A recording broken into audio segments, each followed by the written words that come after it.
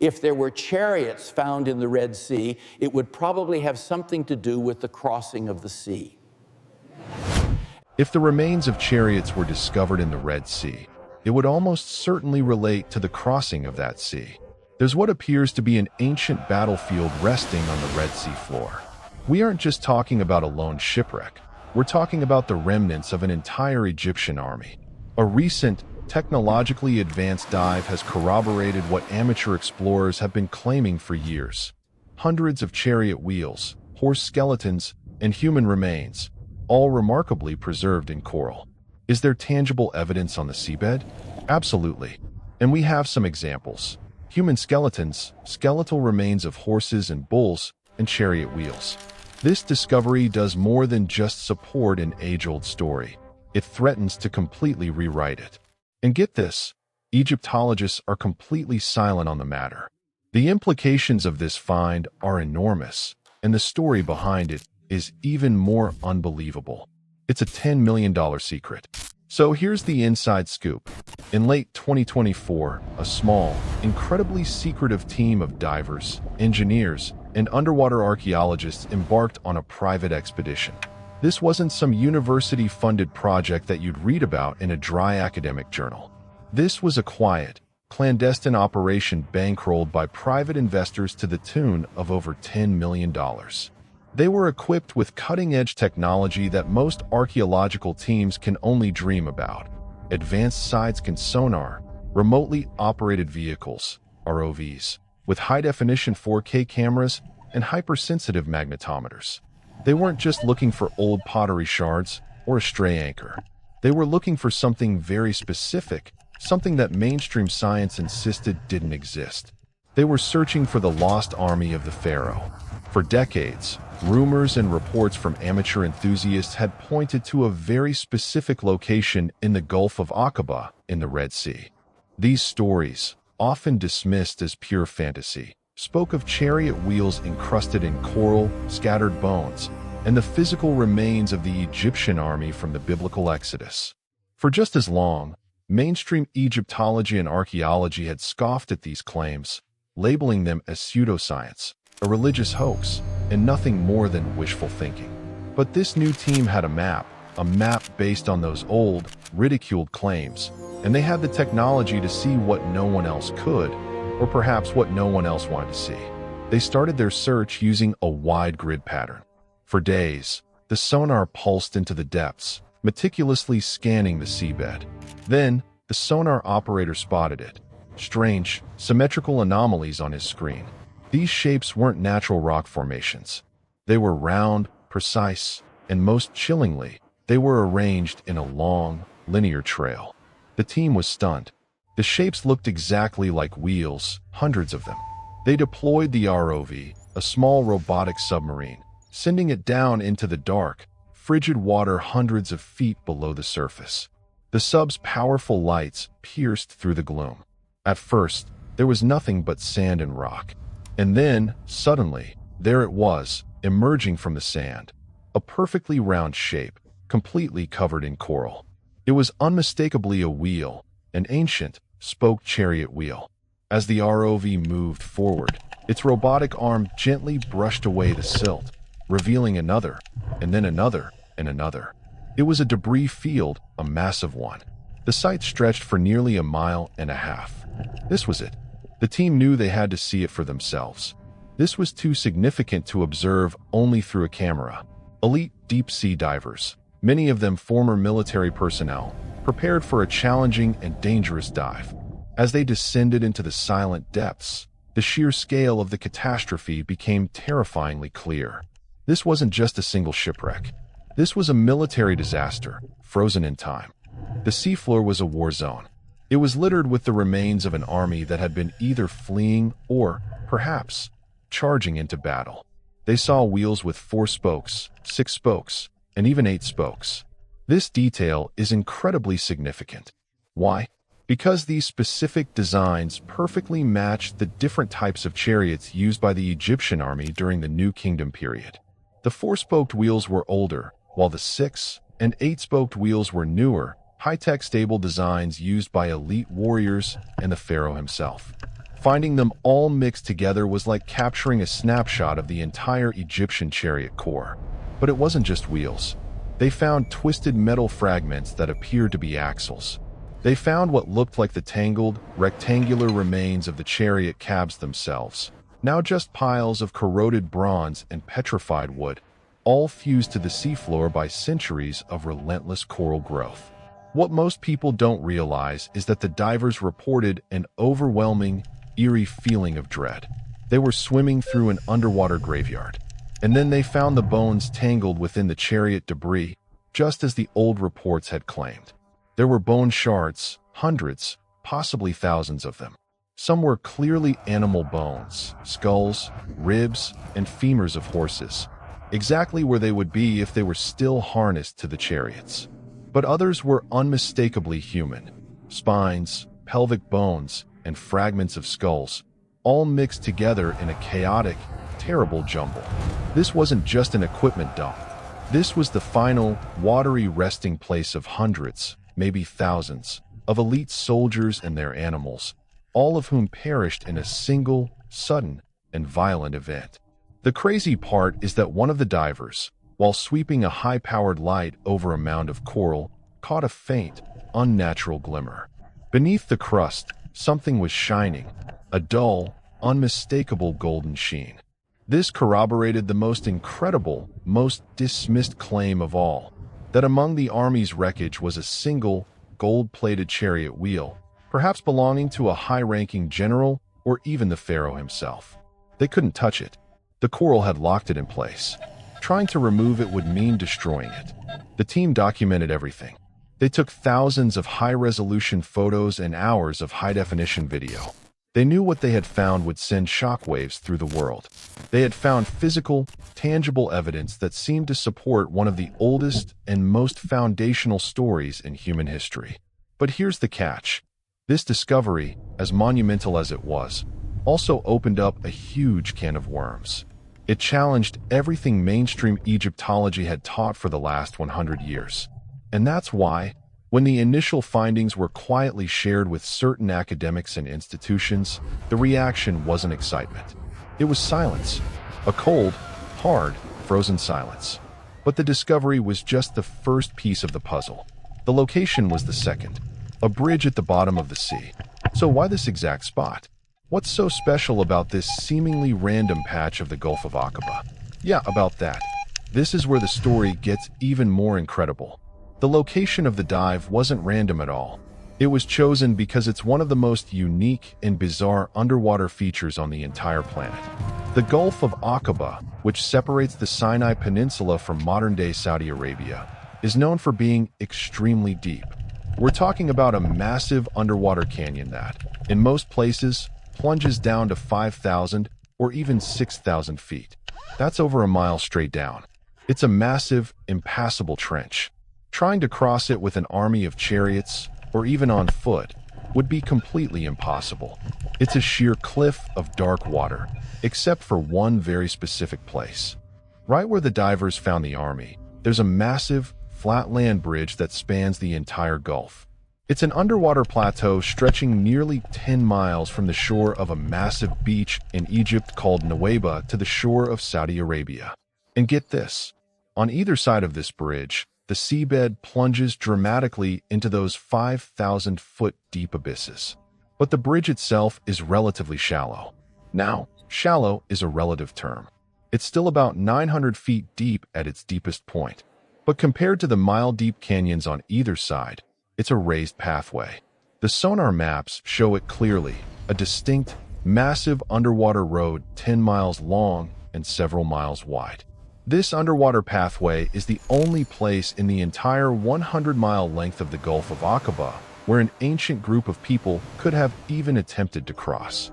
What most people don't realize is that this geographical feature is a perfect, one-to-one match for the ancient story. The biblical account describes the fleeing Israelites being trapped against the sea, with mountains on either side and the Pharaoh's army closing in. The location at Nuweiba Beach is a perfect fit. It's a massive, sprawling beach, but it's completely walled in on either side by steep, impassable mountains. The only way in is from the west, and the only way out is forward, into the sea. And right there, at that exact spot, is the underwater bridge. This geography is incredibly compelling because it's a detail that ancient writers couldn't possibly have known about. You can't see it from the surface. You can only find it with advanced sonar. Yet, the story they told points directly to this one-of-a-kind location.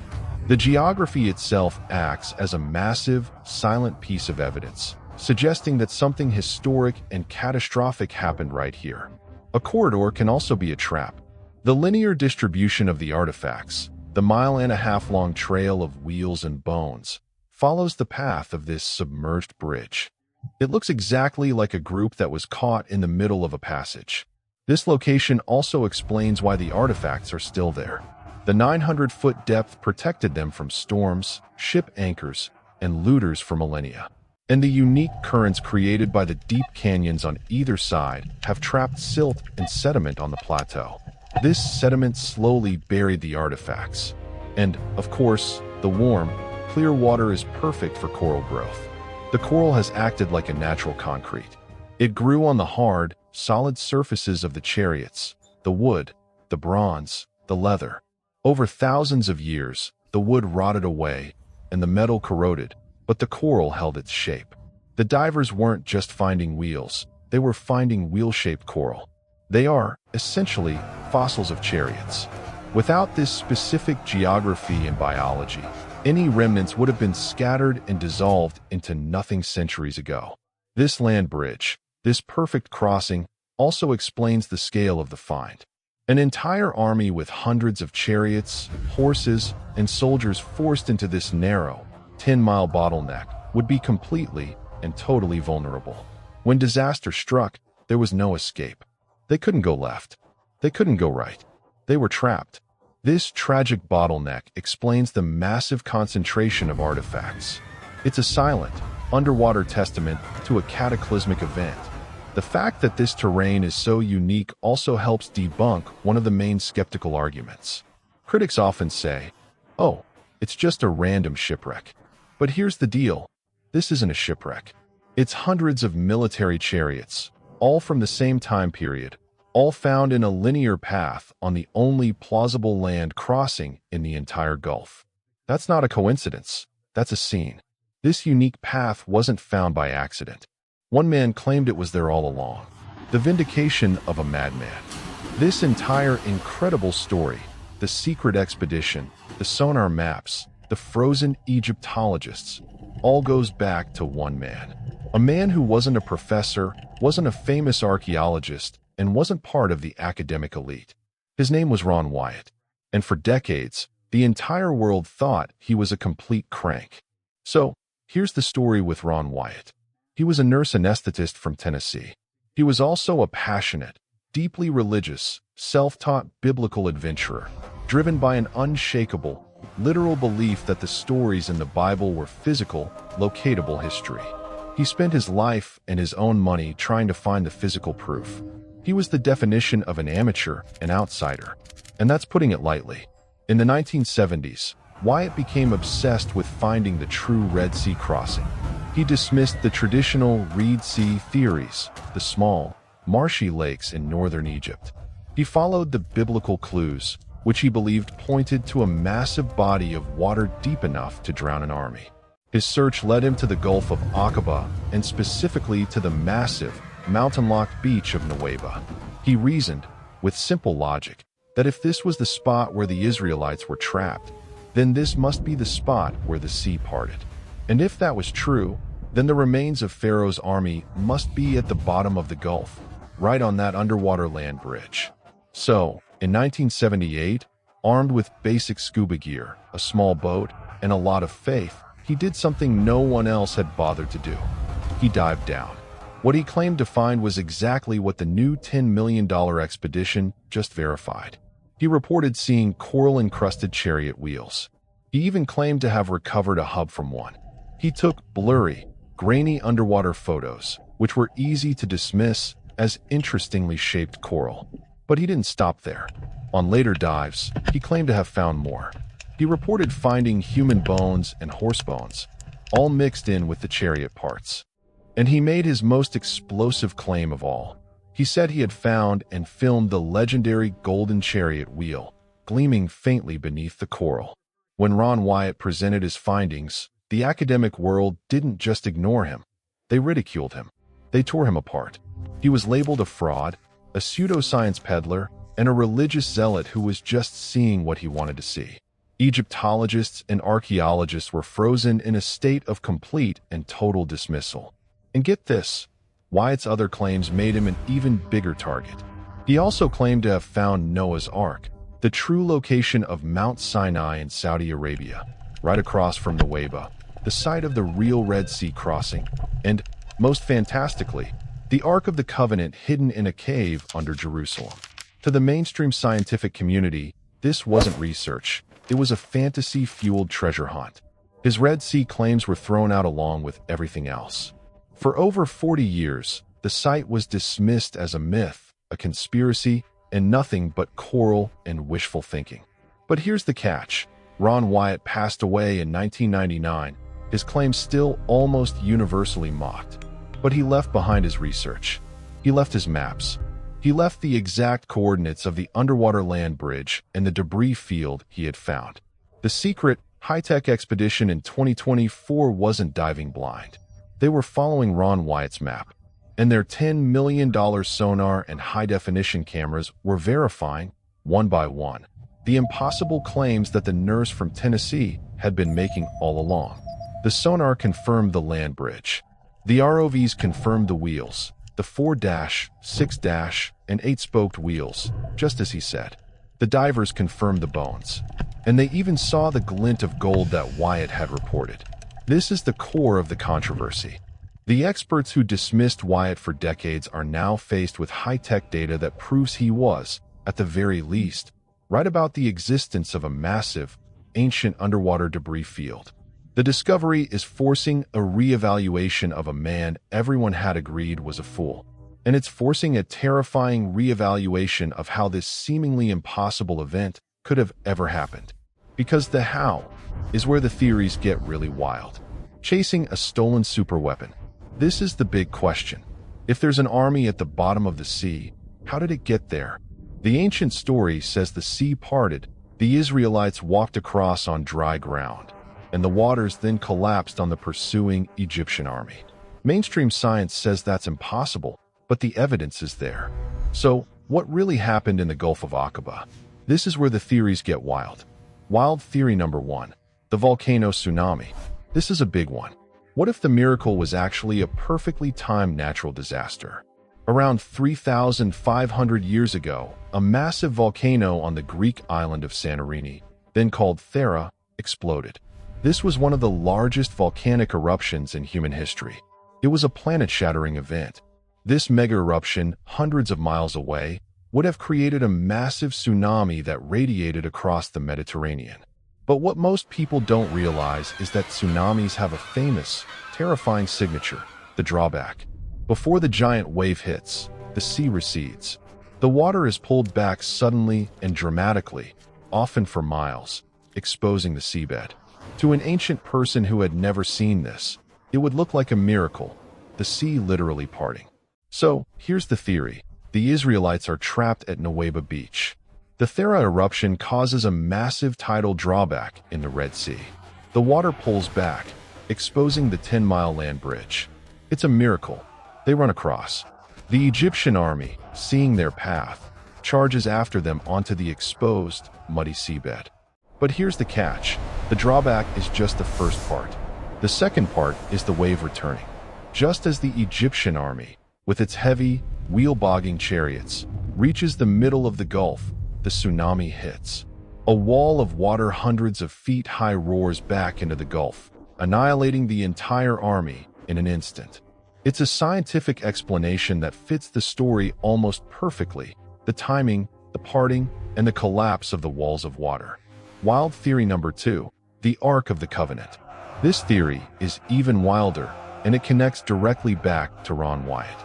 Remember how Wyatt claimed to find both the chariot wheels and the Ark of the Covenant? What if those two discoveries are linked? What if the Israelites weren't just fleeing with their families? What if they had just stolen Egypt's most powerful secret? A lot of non-mainstream theories propose that the Ark of the Covenant wasn't just a religious box. They say it was a piece of advanced, lost technology, a massive electrical capacitor, an energy source, or even a weapon. So here's the new story. The Israelites, led by Moses, who was raised in the Pharaoh's court and had access to its secrets, steal this powerful device. The Pharaoh is enraged. He's not just chasing to get his slaves back, he's chasing to get his superweapon back. The Israelites are trapped at the sea. The Egyptian army closes in. So, Moses uses the device. The Ark of the Covenant unleashes an unknown force, maybe a localized gravity field, maybe a massive energy pulse, that pushes the water apart, creating the dry path. The Israelites cross. The Egyptians, blinded by rage, charge in after them. Once they are all in the kill box, Moses, or the Ark itself, switches off the device. The walls of water, held back by this unknown energy, collapse. The army is destroyed. This theory is wild, but it answers a lot of questions. It explains the pillar of fire and cloud, the energy signature of the Ark. It explains why Pharaoh would risk his entire elite army. And it explains the supernatural power of the event. Wild theory number 3, lost acoustic technology. This one is straight out of science fiction. Some theorists propose that ancient civilizations, maybe even a pre-Egyptian one, understood the power of sound and frequency. What if the parting of the sea wasn't a miracle or a volcano, but a technological event? What if the staff of Moses was some kind of tonal resonator, a piece of lost tech that, when activated, created a specific sound frequency, a frequency so powerful it could literally push water, creating a parting through acoustic levitation? This sonic weapon would have held the water back only to be deactivated once the army was inside. Whether it was a volcano, a super weapon, or lost technology, all these theories point to the same conclusion. Something happened in that gulf. Something powerful enough to wipe an army off the face of the earth, leaving its remains to be fossilized in coral, waiting to be found. But if the proof is there, why the silence? What are they hiding? This brings us to the core of the title, the very heart of this entire mystery. Why are Egyptologists and mainstream archaeologists frozen? It's not from awe. It's not from excitement. It's from a combination of pure academic disbelief, professional self-preservation, and perhaps a genuine, terrifying fear of what this discovery actually means for the world. So here's the deal. For over 100 years, the consensus among almost all secular Egyptologists is that the Exodus, as described in the Bible, did not happen. Period. At least not on the impossible scale the story claims. They teach this in every university from Cairo to Harvard. It's written in every textbook. It is the dogma. They argue, very logically, that there is zero archaeological evidence in the Sinai Desert for 2 million people, a population the size of a modern city, wandering for 40 years. They demand, where are the campsites? Where are the mass graves? Where's the pottery? They argue correctly that there is no mention in any Egyptian hieroglyph, no record on any papyrus, of their entire army, their most valuable military asset, their charioteers, being destroyed in a single, catastrophic day. The entire foundation of modern Egyptology, its timelines, its king lists, its understanding of the 18th dynasty's power, its history, is all built on a framework that does not include this event. It's a framework that cannot include this event.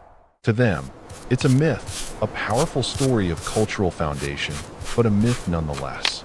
Now, suddenly, a team of divers, following the map of a man, Ron Wyatt, who everyone in the serious academic world dismissed as a crank, a charlatan, a religious dreamer, finds a massive underwater debris field. A field that doesn't just hint at the story, it matches it perfectly. We're not talking about 1 or 2 broken pots. We're talking about hundreds of chariots. We're talking about wheels, axles, and cabs scattered across the seafloor. And not just any chariots. The specific 6-spoke and 8-spoke designs used only by the Egyptian army of the 18th dynasty, the exact right time period, at the exact right location. a massive, natural land bridge cutting across the deep gulf, with the exact kind of geography the story implies. If this site is real, then the experts were wrong. And that's putting it lightly. This discovery doesn't just add a new chapter to history, it tears out all the old ones. It would mean that the ancient texts were not just stories, but accurate, literal historical accounts. A tenured professor who has built their entire 30-year career, their entire reputation, on the Exodus as myth theory cannot suddenly turn around and say, "Oops, guess that nurse from Tennessee was right all along." Their career would be over. Their life's work would be meaningless. Every book they published would be fiction. Every student they mentored would have been taught a lie. So, they are frozen. They are silent. The safest thing to do is to ignore it, to attack the source, to call it unverified, pseudoscience, or misinterpret it. They will argue it's just a shipwreck graveyard from many different eras. Even though the evidence points to a single, massive, chaotic event, they will say the coral-encrusted wheels are just coral formations or modern debris. Even when the shapes are unmistakable, they will demand impossible standards of proof for this one site, while accepting far less for their own pet theories. They are gatekeepers, and this discovery is a battering ram at their gates. They will never, ever give an inch because giving an inch, it means their entire ivory tower comes crashing down. But the really wild theory here suggests it might go even deeper than that. What if it's not just about a few dozen academic careers on the line? What if this is a global conspiracy of immense proportions? Think about it for a moment. Really give it some thought. If this site is definitively proven, beyond any reasonable doubt, to be the remnants of the Pharaoh's army, it would be considered concrete, tangible, scientific validation of one of the most fundamental miracles recounted in the Old Testament. Now, in a world already fraught with religious and political tensions, what impact would that have? It would undeniably elevate one particular set of religious beliefs, now supported by irrefutable physical evidence, above all others. It would essentially validate the core tenets of Judaism, Christianity, and Islam simultaneously. That's not just a minor academic disruption. That's a geopolitical earthquake of significant magnitude. What about all the other world religions out there? What about the purely secular, atheistic governments that have built their entire national identity on the premise that religion is nothing more than a fantasy? Do you genuinely believe that those powerful entities would readily accept a scenario where billions of people suddenly possess undeniable physical proof of God's direct intervention in human history? It's a geopolitical time bomb with a very short fuse. It poses a direct threat to the existing balance of global power. And what actions do powerful individuals typically take when confronted with an inconvenient truth that challenges their authority? They don't engage in open debate. They actively suppress it. They make the problem vanish completely. This is the point in the story where things take a truly urgent and chilling turn. The evidence is systematically disappearing piece by piece. Let's consider the example of that golden chariot wheel that Ron Wyatt claimed to have discovered. He described it as a four-spoke wheel, the kind exclusively used by the highest echelons of royalty, possibly even the Pharaoh himself. He stated that he personally brought it to the surface, meticulously documented its existence, and even reported his findings to the Egyptian authorities, fully expecting them to be thrilled by the discovery. And then, inexplicably, it vanished without a trace. There are no official photographs available, no museum records documenting its existence, and no official statements acknowledging its discovery. The single piece of irrefutable, smoking gun evidence that could have definitively verified the entire narrative is simply gone. Skeptics, those same perpetually skeptical experts, readily dismiss it, saying, "See, he fabricated the whole thing. It never existed in the first place." But what if he didn't? What if it was deliberately confiscated?